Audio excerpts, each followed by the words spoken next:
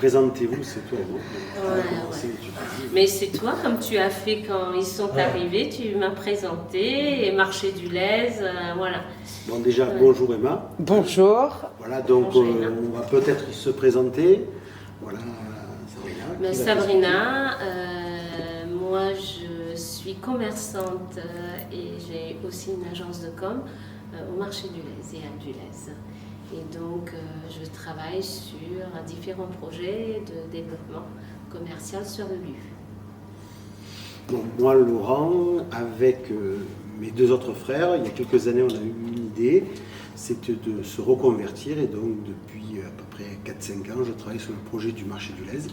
Et donc, sur ce qui nous a amené à collaborer avec Sabrina et d'autres sur un projet où on mixe les commerces, les entreprises pour développer des valeurs éthiques qui sont le développement durable, les circuits courts et intégrés dans un développement économique local. Voilà.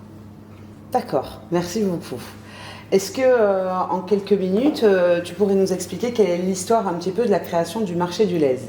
Alors, l'histoire du marché du Lez, c'est en fait essayer de faire des commerces vivants et de donner du sens à l'artisanat français en développant des individualités, c'est-à-dire en ne prenant pas des concepts qui existent autre part, mais en développant plutôt les concepts des gens pour faire honneur aux primo-accédants.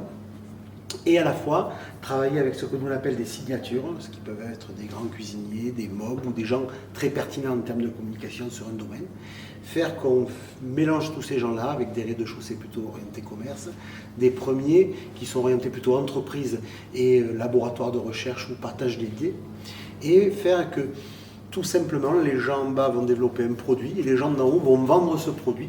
Et cette communauté, en la mettant sur 2-3 places, et bien, va tout simplement apporter un lieu de vie qui va être vendu comme une balade, comme tout simplement un moment de plaisir, un moment de découverte d'une région, de façon à intégrer l'économie au local, au tourisme et surtout à son identité. Et donc du coup de ne pas paupériser ni de ne pas cannibaliser d'autres choses, mais de créer une vraie richesse et de pouvoir en fait faire que les gens se retrouvent et se développent sur un projet qui les incarne et qui partage les valeurs de leur région. Voilà. Très bien, merci beaucoup. Alors, on va tout de suite passer à la question suivante. Donc, aujourd'hui, nous nous questionnons sur les différents acteurs qui vont impacter l'installation d'un commerce de bouche indépendant dans une ville. Est-ce que vous voulez témoigner l'un puis l'autre là sur cette question? Oui. Donc, en premier lieu, c'est vrai que voilà, on a le benchmark, le ciblage, tout ce qui est étude de zone de chalandise. Une fois tout ce travail fait, il y a des organismes qu'il ne faut pas oublier de contacter. C'est presque un chemin obligatoire. Vous avez l'UMUH qui vous permet d'intégrer des formations de 3 jours. On appelle ça un permis d'exploitation. On apprend dans cette formation à être responsable de notre commerce et puis à voir aussi l'impact juridique quand on a une entreprise. C'est très très important. Et ensuite vous avez une deuxième formation qui est l'hygiène. Donc ce sont 2 formations incontournables pour aller vers les démarches administratives de la création de l'entreprise. Sans ça, il n'y a pas d'entreprise. Aujourd'hui, en tout cas, ce sont les 2 acteurs qui impactent l'ouverture d'un commerce. D'accord, alors là on a vu les acteurs côté plutôt métier. Quels sont les acteurs du côté plutôt institutionnel avec lesquels il est incontournable de travailler pour pouvoir ouvrir un commerce de bouche indépendant? Alors, je dirais que déjà la première des choses, c'est de connaître sa zone de chalandise. Parce qu'en fait, il peut y avoir des acteurs importants sur une ville et d'autres pas du tout. Donc, en fait, en fonction de la taille du commerce, en fonction de la ville, de la typologie, on va avoir différents acteurs. Mais de façon classique. On peut faire une étude documentaire qui va nous permettre de délivrer en fait les acteurs, ce que l'on dira, économiques, c'est-à-dire les associations, les représentants, les chambres de commerce, les chambres de métier, et ensuite les gens qui sont en périphérie, qui vont être les avocats, les notaires, les tout simplement un cabinet d'expertise comptable qui vont nous apporter un savoir. Et enfin, les vrais décideurs, les politiques, qui disposent donc d'un attirail qui est la fonction publique dans son développement, dans le tourisme et à la fois dans le développement urbanistique. C'est-à-dire les gens qui vont décider de l'aménagement d'une ville. Ces gens-là, ils sont importants parce qu'on a tendance dans une étude de marché à s'accaparer les premiers que je vous ai énoncés. Mais ceux qui vont faire que votre projet va vivre, qui ne sera pas bloqué avec son permis de construire, qui n'aura pas de difficulté tout simplement pour que les lois soient appliquées, c'est les autres. Donc déjà, bien les connaître, leur faire partager le projet et leur faire partager la vision. Parce que si on ne les partage pas avec eux, ils vont nous bloquer. Et souvent par méconnaissance. Parce que peut-être c'est un de leurs combats, mais ils ne se sont pas accaparés. Et du coup, on va se retrouver avec des gens qui vont nous bloquer. Donc c'est très important d'aller voir les gens de l'urbanisme. C'est très important d'aller voir les gens qui travaillent à tout simplement l'aménagement aussi des zones commerciales ou des zones tout simplement urbaines. C'est très important aussi de voir les élus locaux parce qu'ils vont pouvoir vous aider soit pour avoir des fonds par le préfet, soit pour avoir une aide de la chambre de commerce. Et c'est très important aussi d'avoir le soutien de la chambre de commerce pour ne pas avoir des concurrents qui vous bloquent. Donc tout ça, ce sont des acteurs primordiaux qui ne nous paraissent pas du tout importants au début et qui au fil des années, on va développer des projets, on va se rendre compte qu'on va faire partie de réseau, qu'on devra aller à des réunions qu'ils font, qu'on devra partager avec eux nos choix stratégiques. Parce qu'en fait, c'est un projet social et économique. Ce n'est pas un projet seulement qu'économique et personnel. Alors, tout à l'heure, dans les acteurs ont été listés des personnes du type des avocats, des juristes, des gens du milieu de l'immobilier. Quelle importance ont ces acteurs-là dans le processus d'implantation et quels sont les points importants pour travailler avec eux? Alors, ils ont un double rôle. Ils vont avoir un premier rôle qui va être le rôle de te donner une opinion. Mais souvent aussi, l'homme politique va avoir besoin d'une note d'un avocat qui va venir l'aider pour le conseil municipal pour montrer que ce qu'on met en place est légal, ce qu'on met en place n'abîmera pas l'écologie, mais au contraire la prendra en compte. Donc, ils ont à la fois un petit peu comme le trop-plein et les pas assez pleins, ils ont une double casquette. Donc, ils sont là quand même à leur place.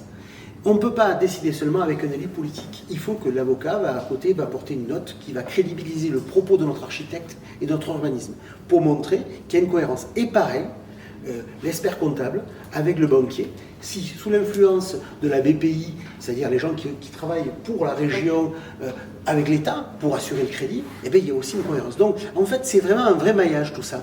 Donc les gens ne voient qu'un côté, mais il y a vraiment nécessité de connaître le A pour aller jusqu'au Z. Ou sinon, on peut aller que sur les 3 premières lettres, on perdra beaucoup d'argent, beaucoup d'énergie, et surtout on va changer régulièrement de métier, de projet, alors peut-être qu'on a le bon. D'accord. Est-ce que justement, dans l'implantation de ton restaurant, tu peux nous dire quels ont été les acteurs, toi, avec lesquels tu as particulièrement travaillé et qui ont eu de l'influence sur l'installation de ton restaurant? Oui. La première réflexe pour moi, ça a été le CCI. Donc, aller les voir pour connaître un peu le chemin et les organismes et réseaux présents pour m'aider à me développer. Et ça a été vraiment un vrai atout pour moi parce que voilà, on valide notre business plan, on est dans un réseau et on voit aussi des associations qui sont là pour nous aider, comme l'initiative de Montpellier.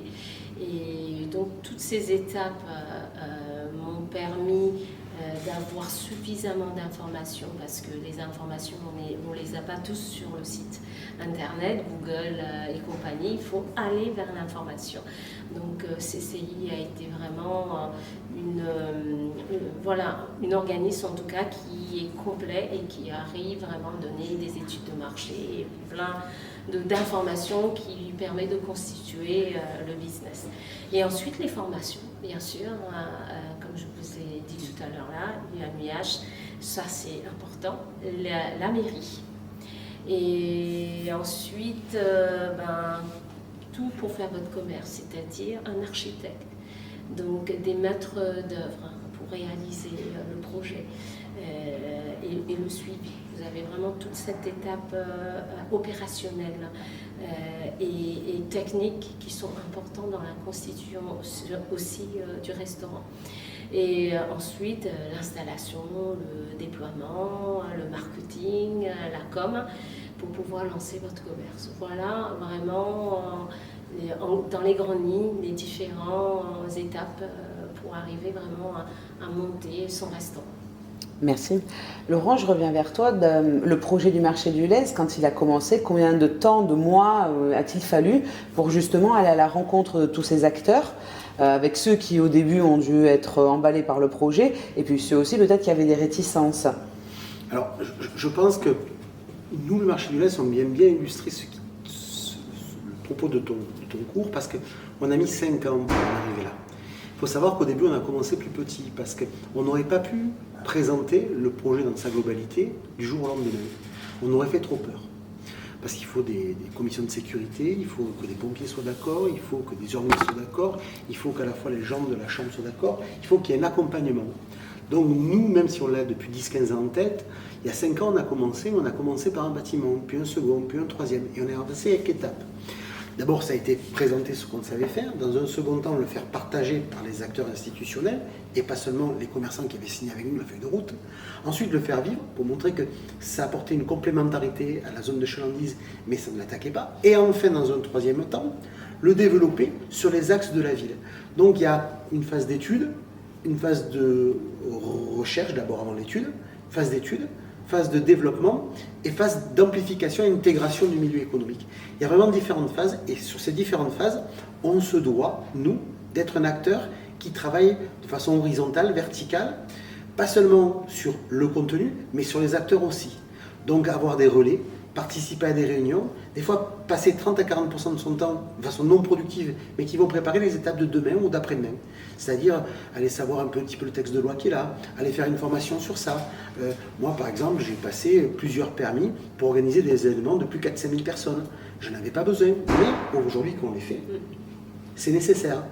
J'ai dû passer aussi des diplômes dans des SIAP. Moi, l'ayant fait Subeco, faire le boulot de pompier, c'était pas ma tasse de thé. Et pourtant, il a fallu. Pareil, à l'ICH, prendre des cours de droit par rapport au beau, par rapport au droit. Voilà. Donc, même si j'ai fait un cursus un peu comme ceux que vous avez proposé au Master 2, puisque j'ai fait Subeco plus un MBA, j'ai dû me compléter avec des choses concrètes qui correspondent à mon métier. Tout comme je me suis complété professionnellement avec de la communication, avec des réseaux sociaux, avec tout ça. Parce que le monde aussi évolue. Donc, il y a une vraie multimodalité. Je dirais qu'en fait, un bon exemple, c'est celui de la gestion des ressources humaines. Quand on prend un individu, si on se contente du contrat, de sa rémunération et de sa fonction, on perd tout le sens. Il y a une étude psychologique, il y a une étude comportementale et il y a une étude du groupe autour. Il faut comprendre les gens dans leur environnement. Ou sinon, on ne saisit pas les choses sur la durée. On ne fait qu'une instantanéité et souvent, ça dure que 2, 3, 4 mois. Si on veut aller loin avec les gens, il faut les avoir compris comme des ressources. Il faut les étudier dans leur globalité. Alors justement, ça me permet de rebondir sur le fait, donc on a dit à peu près 5 ans le projet, donc aux alentours de 2015. En 2014, il y avait eu des élections municipales à Montpellier. De quelle manière est-ce que les élections et le changement des politiques, ou pas, vient influencer justement les projets, et est-ce que ça a eu là de l'influence pour le coup? Là-dessus, ça a toujours de l'influence. Maintenant, nous, on essaie de travailler avec les fonctionnaires, au lieu de travailler qu'avec les élus. Parce qu'en fait, un fonctionnaire, il reste normalement. Alors, à part les sociétés mixtes où quelquefois il y a une valse, mais dans l'ensemble, quand on travaille avec un fonctionnaire, on a la chance de disposer de gens qui sont impliqués au final. Parce que quelqu'un qui fait 20 ans, 15 ans dans un métier, il faut qu'à un moment il l'apprécie. Sinon il se tire, il fait de l'alimentaire, il vous dit ouvertement, ça ne sert à rien que tu me parler, moi je prends mes sous, je rentre. Par contre l'autre, qui est un peu impliqué, lui il va faire ce travail génial quelque part, de présenter au fil du temps le projet et de le faire naître dans la tête de tous les élus. Au début, il va être rejeté, pris par les gens de droite, ou les gens de gauche, ou les gens de milieu, ou les écolos. Et puis un jour, l'ensemble des acteurs l'auront accaparé. Et c'est là que vous aurez gagné. Mais pour qu'il soit accaparé par tout le monde, il faut avoir ce travail de lobbying. Il faut créer en fait un réseau, petit à petit, de gens qui vont comprendre, au lieu d'apporter et de dire « non, je suis contre ça ». Mais ils partageront la vision. Je ne sais pas, qu'est-ce que tu en penses? Ah mais complètement. Quand tu dis travailler avec les gens, c'est justement cet esprit collectif que tu veux dire. Même si ce sont des institutions, des fonctions, mais ça reste très humain et ça on l'a besoin. Et chaque chef d'entreprise doit pouvoir aller chercher vraiment dans ces différents types d'organisations l'humain qui correspond, qui va l'aider vraiment à aller au bout de son projet. Et je pense qu'elle a raison, parce que tu vois, il y a Matsushita qui disait, le président de Sony, comme d'ailleurs Thérèse de Chardin, qui était un jésuite, la somme des intelligences individuelles ne sera jamais supérieure à l'intelligence collective. Et je pense que tu dois travailler l'intelligence collective des acteurs qui sont autour de toi. Tout à fait. Ok, on va arriver maintenant aux dernières questions. Alors finalement, dans quel ordre il faut commencer tout ça? Par quoi est-ce qu'on commence pour lancer tout ça? Si on essaie de remettre en place une espèce de chronologie, au début on monte l'idée, puis après qui sont les acteurs qu'on va voir en premier, ceux qui sont les premiers, les incontournables? Est-ce que c'est le terrain qu'il a fallu avoir en premier? Est-ce que c'était l'urbanisme? Quels sont les acteurs les tout premiers à aller voir? Pour moi, les deux premiers, c'est les gens qui vont être à l'intérieur et qui vont créer la notoriété, et le lieu. Tu veux dire l'équipe? Pour moi, exactement. L'équipe du début, c'est ça. C'est-à-dire trouver le terrain qu'il faut, l'endroit où ils vont opérer, pour savoir la zone de chalandise, qu'est-ce qu'il faudra faire. Donc une fois qu'on sait où on va, déjà on va savoir avec qui on pourrait y aller. Et dans les gens qu'on va choisir qui vont aller, on va trouver des gens qui sont connus et qui ont une reconnaissance de leur père, de façon à ce que notre projet ait une crédibilité. Et une fois qu'on a fait ça, là on va voir les pouvoirs publics. On ne va pas voir les banquiers, on ne va pas voir son avocat, on ne va pas voir son expert comptable, on va voir le politique, on va voir le fonctionnaire, et savoir si ça peut coller à ce qu'il voulait faire depuis longtemps. Le politique, il va vous le rejeter ou l'accaparer. Par contre, le fonctionnaire, il va vous dire non, on est dans le droit chemin ou on ne l'est pas. Donc c'est lui qui est excessivement important au final. Une fois que ces gens-là, on les a vus, là on va pouvoir passer au développement, où on va voir les fameux acteurs dont on nous parlait au début. Et justement, tout à l'heure, on a parlé rapidement de la CCI. Est-ce qu'on peut reparler un petit peu du rôle de la CCI et de la manière dont la CCI va intervenir positivement ou négativement dans l'installation? Ça fait 14 ans que je suis élu à la CCI. Pour moi, c'était un organisme qui était super fort et super important il y a 20 ans, 30 ans. Aujourd'hui, malheureusement ou heureusement, je ne sais pas, c'est l'État qui est venu, avec le rôle des préfets, récupérer une partie de leur budget dans le développement. Donc je te dirais, effectivement, il faut que tu travailles avec les artisans, effectivement, il faut que tu travailles avec les associations représentatives d'eux, effectivement, il faut intégrer la Chambre de commerce, mais encore plus vrai qu'hier, et c'est là où je rejoins complètement ton cours, il va falloir travailler avec les politiques, parce qu'on est dans un état de plus en plus étatique, quelque part, bureaucrate, où si tu n'as pas l'écoute et l'empathie, quelque part, du préfet, ou des gens qui vont gérer ta région ou ton département, eh ben, tu auras un projet sympathique, mais qui n'aura jamais lieu. Donc ça veut dire concrètement, c'est aller jusqu'au préfet aller jusqu'au moins aux gens qui travaillent avec lui, pour savoir leur dessein. Bien sûr, il ne faut pas l'interroger parce qu'il n'est pas là pour écouter un projet, mais quelque part savoir si on est en ligne. Je ne vais pas faire un commerce. Si on est en phase. Voilà. Ouais. Aujourd'hui, c'est plus dur sur certains restaurants si effectivement ils sont seuls, enfermés, qu'il n'y a pas de salle. Pourquoi? Parce qu'il y a le Covid. Demain, ça sera peut-être d'autres activités. Mais de tout temps, il y a eu des schémas directeurs qui étaient complètement oubliés depuis 10-15 ans, et on voit Macron qui se remet à en remettre, on voit d'autres personnes qui... C'est pas pour rien qu'on remet ça, c'est parce que ça partait un peu dans tous les sens, parce qu'il y avait ce qu'on appelle un petit chaos, c'est-à-dire des gens qui arrivaient d'autres pays, qui piquaient les business, des gros groupes qui pillaient, et on veut réorganiser tout ça. Alors, chacun a son interprétation, ça peut être un schéma directeur, un plan Marshall pour d'autres, son type de guerre, mais au final, il faut donner une ossature. Donc il faut travailler les acteurs qui ne sont pas seulement privés, mais aussi qui sont représentatifs des organes d'État. Et moi, je pense les acteurs aussi extérieurs qui influencent vraiment nos projets, ce sont quand vous allez faire votre appel d'offres, quand on est dans la phase plutôt construction et déploiement. C'est très important, ça permet effectivement il faut faire un choix des artisans, des métiers, je veux dire, et travailler vraiment sur des appels d'offres qui permet de mutualiser votre business dès le début, le budget, pardon. Et c'est très important parce qu'on oublie souvent que le côté opérationnel, le montage, le déploiement technique et opérationnel, c'est facile. C'est vraiment la partie aussi la plus dure. C'est-à-dire, il faut bien la négocier. Il faut vraiment avoir des entreprises de confiance. et ensuite monter et vérifier constamment avec eux jusqu'à la remise des clés. Et ça, c'est important. Je dirais que le piège, c'est de s'occuper que de la voie publique, c'est de s'occuper que du lobbying, que des gens qui parlent d'un super projet, d'un mouvement, de la mode. Il faut quand même travailler avec les acteurs qui peuvent développer la mode. Donc être aussi présent pour effectivement tous ceux qui vont faire la réputation du lieu qui va se créer, que ceux qui concrètement vont le faire avancer. Après, moi, quand j'ai commencé, je travaillais pour un groupe qui s'appelait Auchan, et le directeur que j'avais, il me dit, avant de dépenser les sous ou de les compter, il faut que tu les gagnes. Ben, je dirais un projet, il faut d'abord le faire exister. Donc avec les acteurs administratifs ou locaux qui représentent les décisionnaires, et après, on va le créer et on le fera vivre. Ok. Ouais. Et si je peux me permettre, c'est juste une petite anecdote, vu qu'on parle du comptoir des îles. Donc, je suis arrivée la dernière sur ce projet et en 2 mois et 4 jours, j'ai monté le projet. Et je peux vous dire que si on ne séquence pas bien les étapes, l'organisation, ben, c'est impossible. Et tout est possible dans la mesure où on s'est bien renseigné, comme vous dites, les acteurs extérieurs, qui va vraiment être la clé de la réussite de votre projet. Et ça, en 2 mois et demi, le fait de les avoir identifiés, travaillé en amont avec eux, ça m'a permis d'avancer très vite et de réaliser ce projet. Chercher les pièges et bien, pour se protéger. Ouais. Alors, je vais avoir une question très concrète, pratico-pratique.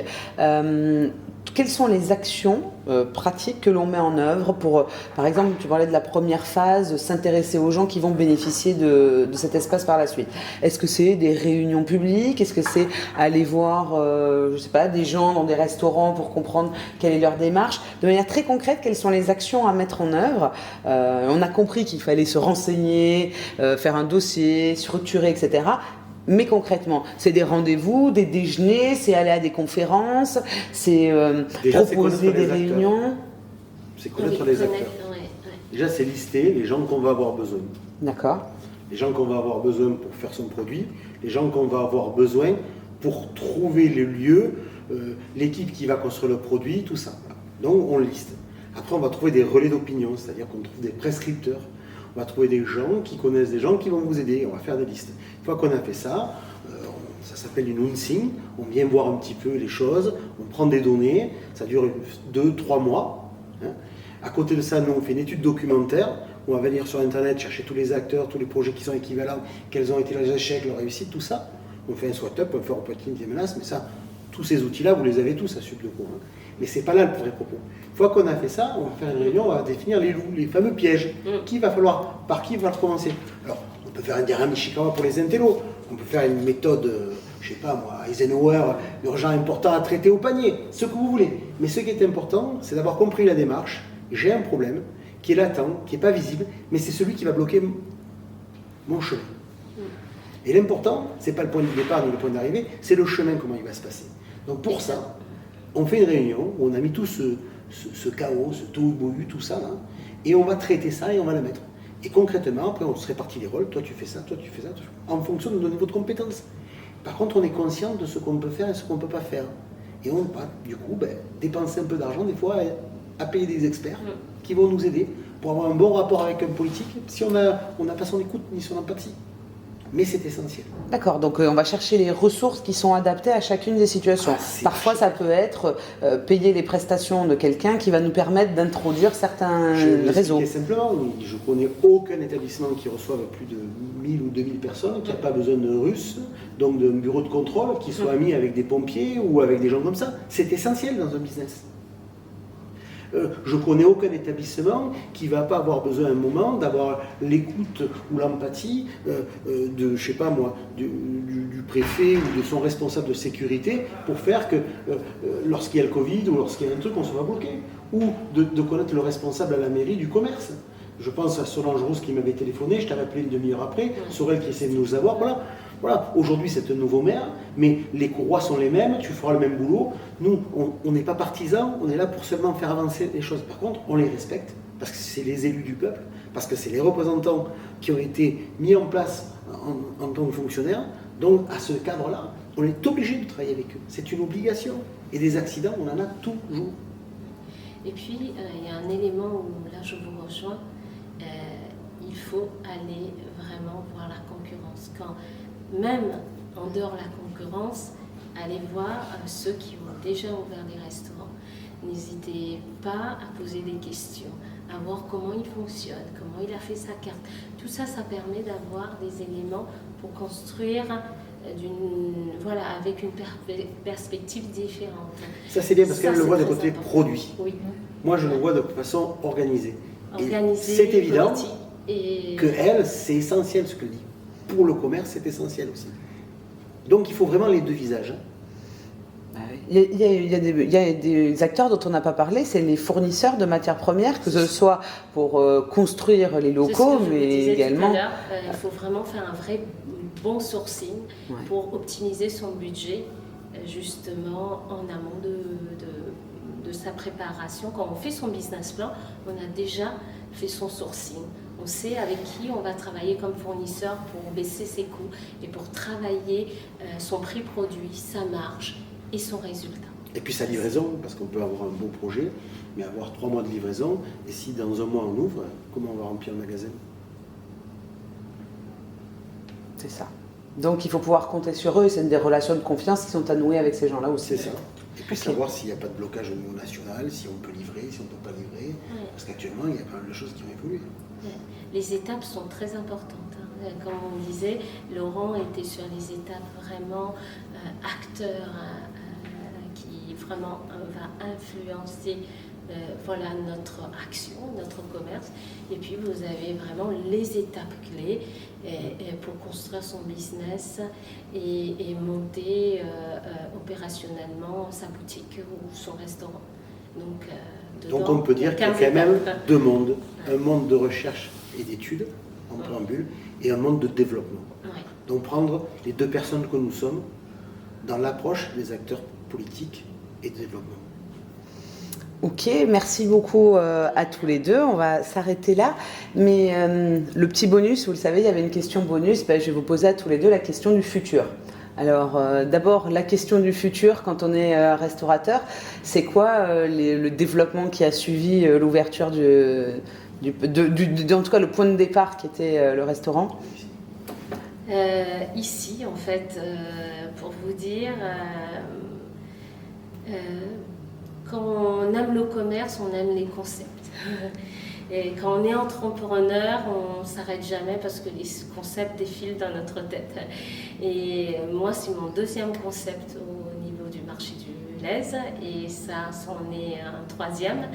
Et donc je suis arrivée ici dans l'idée de dire, bon j'ai un commerce, mais il y a beaucoup de demandes, les pros n'ont pas un endroit pour se réunir. Qu'est-ce qui manque sur place? Et j'ai pointé le fait qu'il nous manquait une salle pour accueillir des entreprises chez nous. On fait du coworking au marché du lait, mais on n'a pas un endroit pour réunir les rencontres professionnelles sur les séminaires, etc. Donc on l'a créé avec Alexandre Tessier. On s'est dit, ouais, il faut libérer un endroit pour faire pour créer ce concept. Et ce concept, aujourd'hui, il est présent. Et il est travaillé non seulement parce qu'on a une salle en location, il est travaillé avec l'idée d'apporter à nos entreprises une nouvelle façon de voir les choses. Comme vous voyez, l'écosystème extérieur, tout le monde sont au marché du lait pour voir ça. Et donc on veut les faire rentrer en disant, à l'intérieur, vous avez aussi la même chose. L'humain, le côté nature, le côté fédérateur, le côté synergie. Et c'est pour ça la société s'appelle Synergie Mine. Donc voilà. Merci. Et le futur maintenant et le développement du marché du lait, c'est... Déjà, c'est faire que celui-là persiste. D'accord. Et se continue à se développer. Donc c'est faire ce qu'elle dit très justement, faire des synergies, faire que les gens collaborent entre eux, faire qu'il y ait un renouvellement intelligent des acteurs. Ceux qui restent puissent se développer, puis ceux qu'on change, regardez. Donc en fait, c'est travailler de ce qu'on appelle notre premier showroom. Et ensuite, c'est à côté, ce qu'on essaye de faire, le transporter dans notre ville, pour peut-être qu'il ait changé son nom, mais qui représente les mêmes valeurs dans des lieux où Oui. il va apporter des mêmes réponses pour pouvoir développer de la même façon. Voilà. Et là-dessus, on avance avec différents. Toujours créer de la valeur. Même si on est en commerce, on a démarré, voilà, les perspectives dites, on crée de la valeur tous les jours. Super. Merci beaucoup à tous les deux. Merci. Au revoir.